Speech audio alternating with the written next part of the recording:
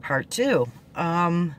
So at this point where I'm in the back of the ambulance, and so I guess I stopped breathing at that point, and they were going to take me to Receiving Hospital downtown, because they have the best trauma team here in Michigan, hands down. If people say, oh, if you get a gunshot, you know, they only do gunshots at Receiving. Well, yeah, there's a reason, because they're the best. Unfortunately, because I became critical very quickly, they had to take me to Sinai Grace, which was closer, but still within that hospital's core, I guess you would say. And I remember the paramedic kept saying, hold your hand, hold your hand.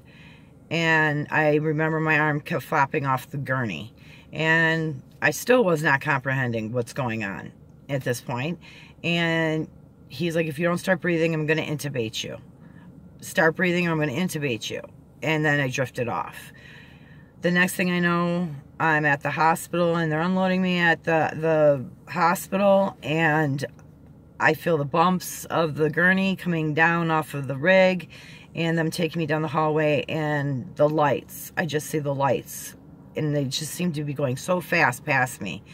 And all of these people surrounded me. There were 16 people in the trauma room, and I remember telling them, I have contacts in. And I remember, you know, a man with these clippers. They looked like big, huge clippers almost with, I'm terrible about tools, but they look like those kind of, like a clipper thing. And he's like, you know what, this is going to hurt, and, well, we have to get your rings off. The only day I ever wore my engagement ring, other than when I was engaged, I wore that day. So they had to cut my rings out. Now, at this point, I'm starting to learn that I have severe injuries to my left hand. And I'm in a neck brace, and they started letting family members come back. And, you know, I could just see in their faces that this is bad. This is really bad. And they're like, okay, you know, how's your pain? How's your pain?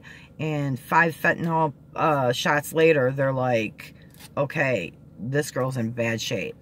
And so they assess me, and they take me right into emergency surgery. And the kids were routed to Children's Hospital.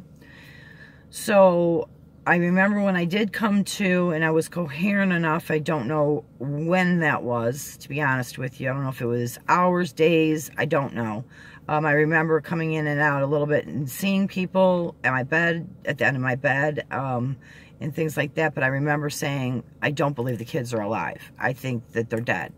At that point, I saw my arm was wrapped. It looked like a big sleeping bag around my arm. And I had been through 3 surgeries.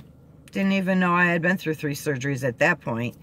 And you know, the doctor started coming in and telling me a little bit more about my condition. And after a few more surgeries and everything, I got gangrene. And I knew something was wrong because I smelled something very funky. And if you've ever smelled gangrene, you know the smell.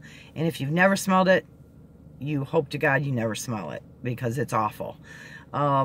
But my fingers were kind of pink on the top, but the doctor's like, oh no, they're pink, they're fine.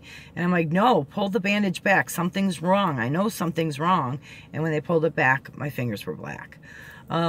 So at that point, I had to make the decision. They said, we can try a round of really hard antibiotics, but you can die.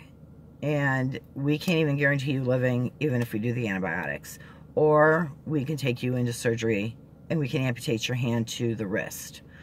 At that point, it was a no-brainer. I had a 1.5-year-old son that I waited my whole life to have. I was not going to leave him for that. So I made the choice, and, you know, they took me into the surgery. And after they took me into the surgery, I came out, and, you know, I can't say that I was fine, because I wasn't fine. It hadn't hit me that my hand was gone. And ironically, one of my surgeon's name was Dr. Hand. And my friend Andy, who really did not like Dr. Hand because he kept referring to my my lack of hand as a stump, she named it Tallulah and demanded everybody call it Tallulah. So, yes, that is what my arm is called. It is called Tallulah. It is not a stump. It's not a nub. It's not an appendage. It's Tallulah. So, that's pretty much my story. I won't bore you with the next 38 surgeries that I've been through. I'm alive. I get up every morning. I breathe. Some days are good. Some days are bad.